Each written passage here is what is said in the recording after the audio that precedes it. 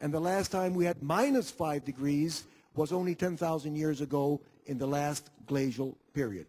So, Mr. Pictet, if I walked up to you and I said, sir, you have 50% chance of inheriting to your children plus or minus 5 degrees centigrades, but I can sell you an insurance policy that will lower the risk from 50% to less than 4%. How much of your salary are you willing to pay for that insurance policy?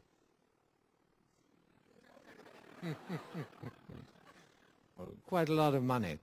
Quite a lot of money. How about you, Mr. President? 50%. 50%. Good man. Good man. Nicholas Stern says that all we have to pay is 1 to 2%. 1 to 2% of GDP is what brings the risk down from 50% to less than 4%. And I think that that's a price that we can pay. We just came out of a lunch held by the Global European Thank you, sir. European Climate Foundation. 100 billion is what's needed, 100 billion per year, it's what's needed to pay for mitigation and adaptation in the countries that I agree with you because I come from those countries, my friend. 100 million is what we need to pay for mitigation and adaptation. 100 million per year, that's 10% of what we're spending on weapons today. 10% of what we spend on weapons. Because I'm not sure you've entirely answered the question that was put over there, which is about what should the developing world be doing too, I think. Was that the question? Kumi. Yeah, I think the developing world certainly has to step up to the plate. I think that if we are expecting developing countries to make firm commitments, they will be also needing to ensure that there are firm commitments on the resources for adaptation that comes with commitments that are made, and that's part of the problem. But I certainly don't think that we can escape that every single country, big and small, is going to have to actually look at what commitments that they actually make. However, I do think that we need to just be a bit cautious about putting all developing countries in one basket, right?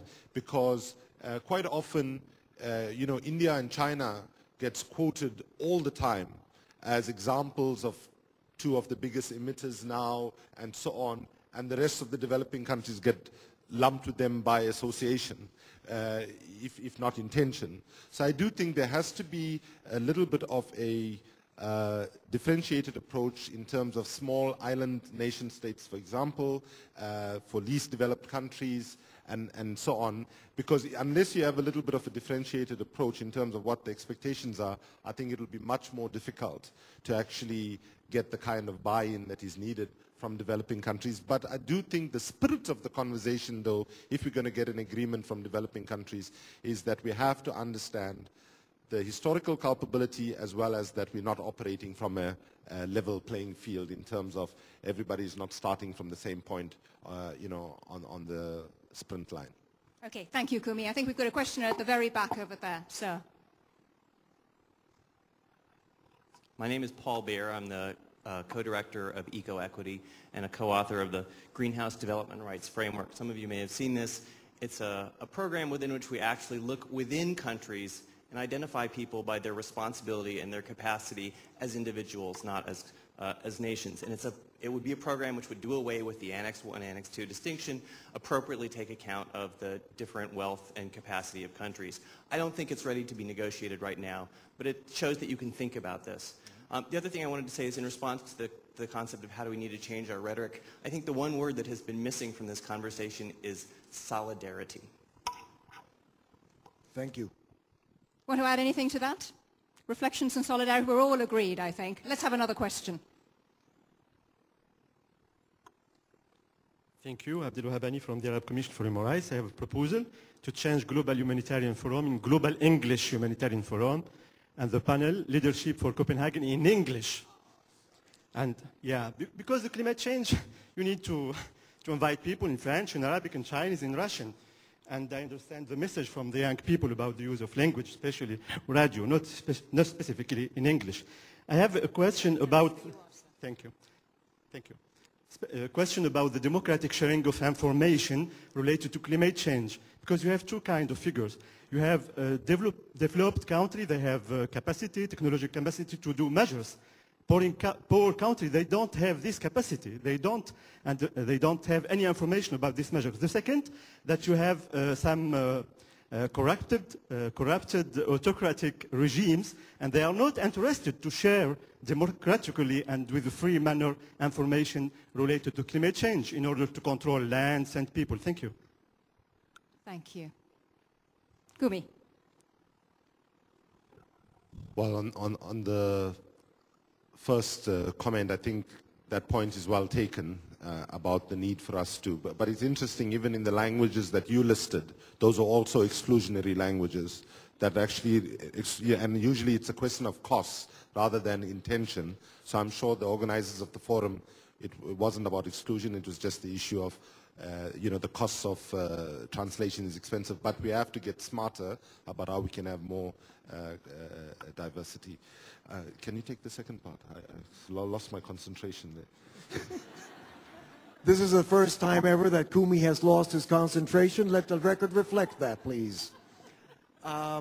Okay. On the second part, I think that what you're painting is exactly the political reality that we live in the world of today.